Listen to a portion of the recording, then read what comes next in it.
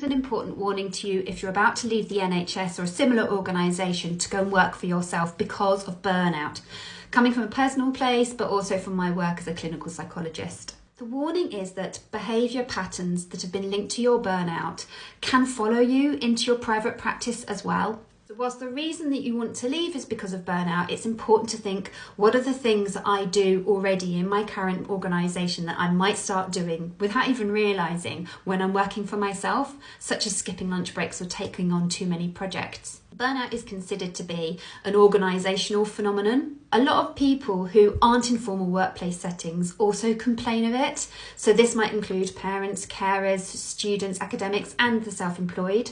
Part of this is that the reason the organisation causes the burnout is usually because they're under-resourced and have too many targets.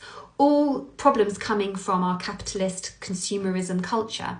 But that's inside us too. We don't suddenly free ourselves of that as soon as we start working for ourselves. Many people who are in burnout feel like they've not been supported by their boss.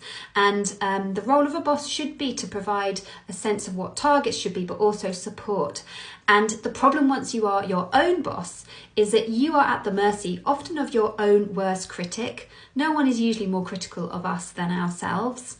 So if you don't have a well-developed self-compassionate side, then this leaves you vulnerable to doing things that help you cope with that critical voice. Typical ways of coping is perfectionism and busyness and being productive. All of those make us feel a bit better from a fear of being rejected or seen negatively and having low self-esteem or just struggling with difficult, intense emotions. If you recognise any of this in yourself, then this transition point might be a good opportunity to try some therapy for this.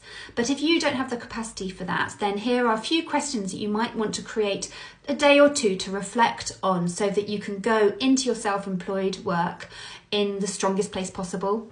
Question 1 is, what do I currently have in my organisation that does fill me up, and how can I recreate that when I work for myself? So that might be lunch breaks, it might be taking walks, it might be making sure you're having opportunities to network. 2 is, which situations cause you to take on too much? Be aware of them now and jot them down so that you can preempt them coming up.